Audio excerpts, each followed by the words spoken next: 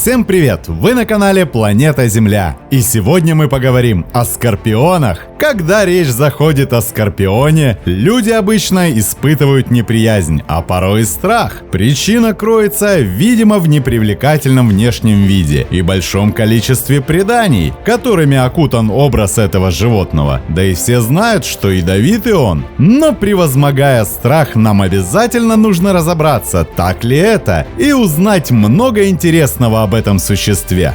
Поехали! Скорпионы относятся к древнейшему отряду членистоногих или суставчатоногих класса паукообразных. Первые скорпионы, обитающие на Земле, появились более 300 миллионов лет назад. Тот факт, что на протяжении этого времени они остались неизменными, подтверждают отпечатки их корпусов на твердых породах. Самые первые их представители обитали в прибрежных водах, понемногу привыкая к сухопутному образу жизни. Многие люди относят этих экземпляров к насекомым из-за их большого количества двойных лап и способности жалить как оса. Однако такое мнение не считается правильным. Скорпионы — это животные, воспроизводящие живое потомство, то есть живородящие. И встретить скорпионов можно в разных местах, за исключением районов Крайнего Севера и Антарктиды. Хотя скорпионы способны переносить лютый холод, вплоть до 25 градусов ниже 0. Идеальными условиями для проживания этих членистоногих считаются тропики и субтропики с жарким климатом,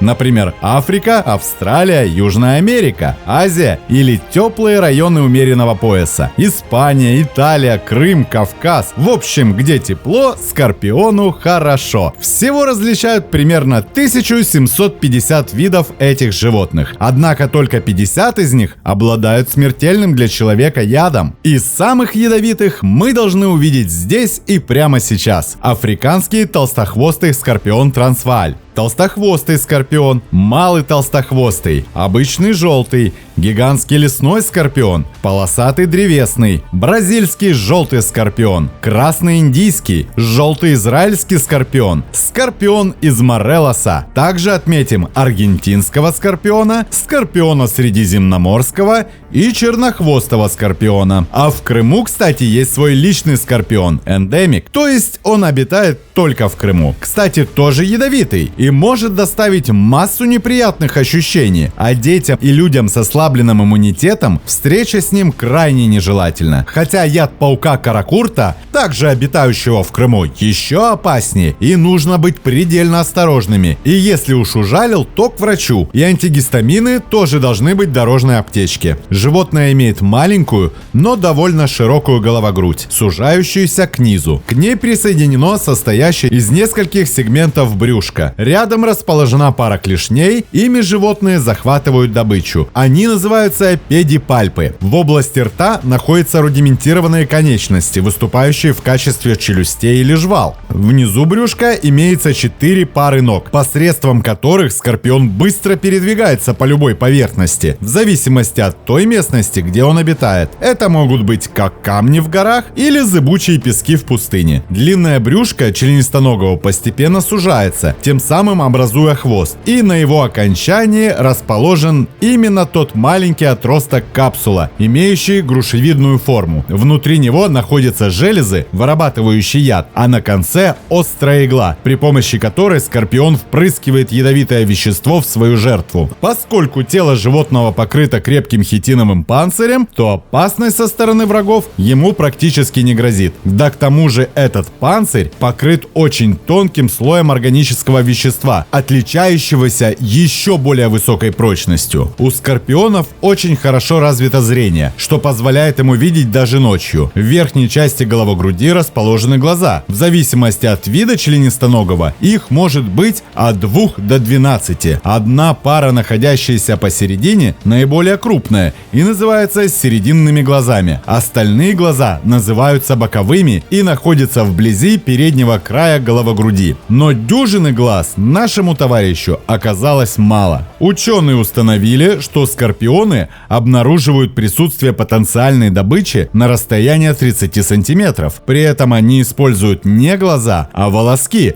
расположенные на лапках и отличающиеся повышенной чувствительностью и имеющие большое значение для особей. Цвет скорпиона непосредственно зависит от зоны проживания. Он может быть серый, оранжевый, бесцветно-прозрачный, черный, зеленый, желто-песчаный и фиолетовый. Скорпионы предпочитают вести ночной образ жизни. Днем они прячутся от солнца под камнями, в ущельях, под корой деревьев или просто зарываются в песок. С наступлением ночи животные выползают из своих убежищ, чтобы начать охотиться. Скорпион без труда добывает себе пищу, имея способность часами сидеть неподвижно, ожидая жертву. При появлении насекомого он стремительно бросается на него и надежно охватывает своими клешнями. Причем жало он использует далеко не всегда. Скорпион экономист, и если можно обойтись без инъекции, он просто поработает физически. Еще скорпион отличается особенным строением пищеварительной системы. Это позволяет ему некоторое время обходиться не только без пищи, но и без воды, обычно получаемой из организма своих жертв. Кроме того, что он экономист, скорпион хищник, употребляет в пищу таких насекомых, как пауки, тараканы, многоножки, кузнечики. Помимо этого, скорпион может питаться мелкими грызунами, ящерицами и даже поедать своих сородичей, более слабых, чем он. А еще, как суперхищник, он умеет менять свойства своего яда. И это факт. Для сверчков у нас одни патроны, а для мышей свои. И, кстати, яд скорпионов не действует на других скорпионов. Хотя это понятно. Свояк свояка видит издалека. Хотя это не про них. И после того, как самец насытился, в его голове появляются интересные мысли. И он отправляется на поиски самочки. Это происходит в ночное время. При передвижении жених оставляет за собой след от вещества, обладающего специфическим запахом и привлекающего невесту. Самец, в свою очередь, чувствует след самки посредством волосков, которые расположены у него внизу туловища. Повстречавшись, пара приступает к своеобразной брачной игре, а лучше сказать к танцу. Жених стремительно надвигается на невесту,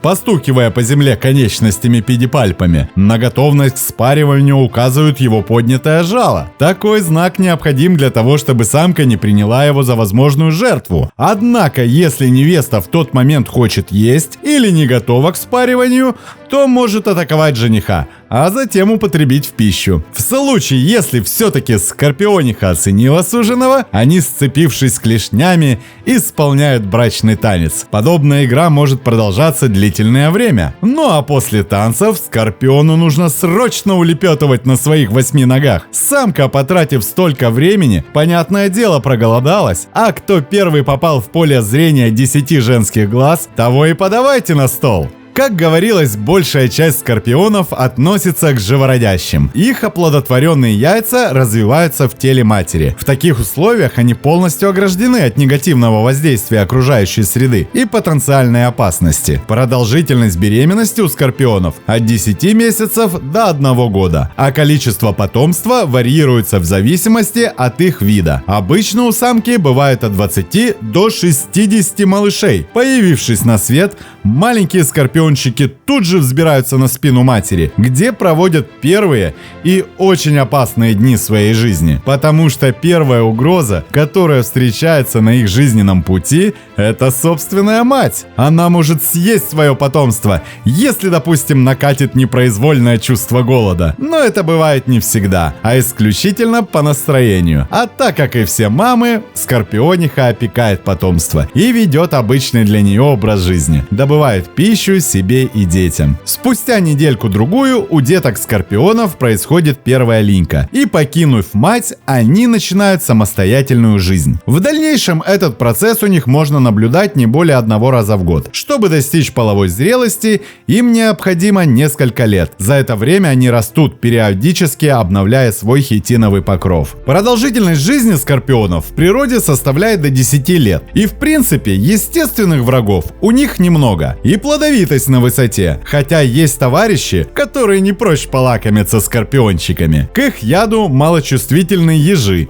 мангусты, ряд ящериц, поедают скорпионов некоторые змеи и птицы, например, совы, летучие мыши. Обезьяны-бабуины тоже лакомятся этими паукообразными, отрывая у них жало. Молодых скорпионов поедают большие пауки, фаланги, скалопендры. А есть еще настоящий скорпионовый киллер. Не поверите, но это скорпионовый хомяк. Скорпионовый хомячок ловкий, осторожный и в то же время дерзкий зверь, ведущий одиночный образ жизни. Обитают на территории от Южной Канады до Северной Мексики. Они активны весь год ночью и постоянно ищут свой деликатес. Скорпионовые хомячки временами садятся, поднимают голову и издают высокий писк, широко раскрыв рот, напоминая скорпионам, кто тут главный. Но хомяки хомяками, а пришла беда, откуда скорпионы и не ждали. Оказалось, что некоторым людям показалось, что это очень интересные животные, за которыми очень интересно наблюдать, и начали их заводить дома,